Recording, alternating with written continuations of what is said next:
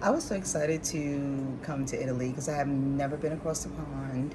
So this was my first big European trip, and I was telling all my friends, "Oh my God, I'm going to Italy for the first time. I'm flying across the ocean." And they also know that I'm like not the best flyer, so I'm like, "Oh my God, I'm so nervous." And I told them me and Angelo are making this trip. They're like, "Oh," especially Ivan and Lorraine. They said, "Oh, Angelo's going to propose to you on this trip." I'm like, "Are you crazy?" I'm like, "No, this trip was so expensive. We both paid two kidneys for it. There's no way he's proposing.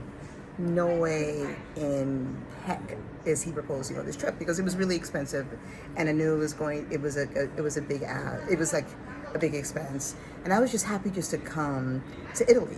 I was just so excited because this is my first time across the Atlantic. So we went to Trevi Fountain. We were supposed to meet a mutual friend of ours, Tomas, here. Small world. We're like halfway across the world that we're going to meet someone from around the corner. So their trip, they got delayed in Florence, but we still decided to come to the Trevi Fountain. If you've never been to the Trevi Fountain is always packed. 10 million people, excuse me, 10 million people there. So we go to the Trevi Fountain. I figure that we're just going to just find a spot, sit down, and wait for Tomas to come. So I'm scoping the area of the fountain, and there's just one corner that no one is sitting. It's like an empty corner in the fountain. So Tara had already thought about going up to the Benetton store to look through the second floor window at how the Trevi Fountain looks. It's a better view. So I'm like, yeah, that's a good idea. But little does she know, I'm like, perfect. I can scout what this is going to look like. So the first day we get there, we go to the Trevi Fountain. But this is all just about scouting how the hell this is going to go down. So when I found out that Tomas and Albania and some friends were going to be in Rome while we were there, I was like, perfect. I got people who are going to be able to help me pull this off. One thing led to another. He's on a tour. They're unable to make it. So I had to improvise this whole thing. And probably the most popular tourist place in Rome, aside from the Vatican. When she points out the corner and there's not a lot of people there, I'm like, perfect. That's exactly where we're going to do this. Meanwhile, I'm like taking out the Bluetooth speaker. I'm like, please, God, don't let her see that I'm taking out a Bluetooth speaker so she doesn't think, why is he taking out a Bluetooth speaker? So suddenly, Angelo starts singing to me. And at first, I'm mad confused. I'm like, huh? Okay, he's singing. I'm like, oh, that's sweet. He's singing to me. And he's singing this Barry Manilow song. I'm like, oh, I always mess up the title. It's like, I'm willing to take a chance. Ready to take a chance again, but Barry Manilow.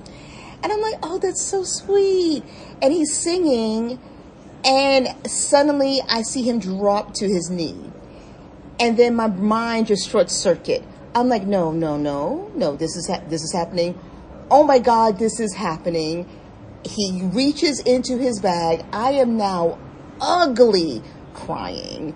I am holding my eyes. I'm like, I can't believe this. Oh my God, this is happening. Oh my God, he's proposing. He's on his knee. There's a ring box in his hand. And that's it. Fugue state has now set in.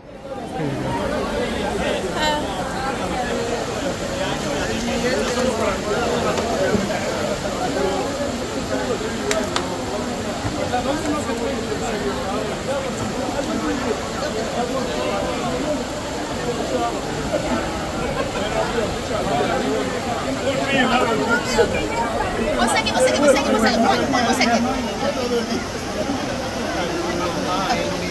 Oh, sorry.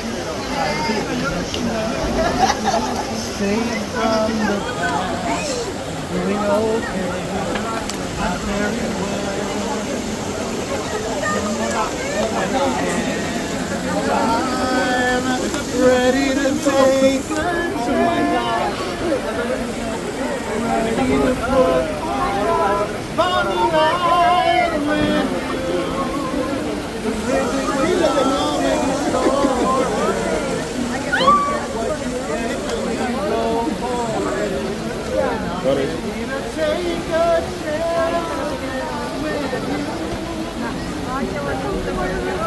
Hell yes, I'll marry